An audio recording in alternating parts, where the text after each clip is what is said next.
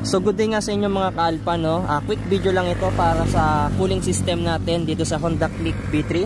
So bali ang karga nga pala natin ay 59 stock head, bali 160cc lang ito. So ayaw ko kasing ma-expose yung radiator natin. Yung gamit pala nating radiator is BRD. So binalit ko yung side skirt dito, pati yung stock radiator cover. Ang dahilan ko dyan is yung flow ng hangin. So maganda kasi yung flow ng hangin dito. Nakita nyo yung design na to, may purpose yan, pati itong butas na ito. Ayan, ito namang design na to ng Honda, kaya nakaganyan yan, direkta kasing pumapasok yung hangin dito. So kaya napakaganda ng stock radiator cover. Kaya binalik ko rin ito para maiwasan nating matalsikan ng bato yung mga cooling pin natin, para maiwasan nating matupi or masira.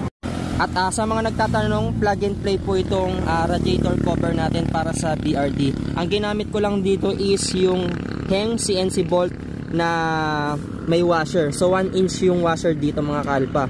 So yan, plug and play siya, wala na kayong tatabasan dyan.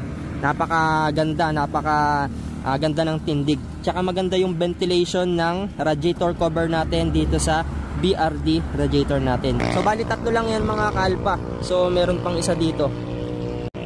So yun lang, iwan ko na lang yung link dyan sa baba mga ka-alpha, para pag gusto ninyong umorder ay ma-order nyo na. Thanks for watching!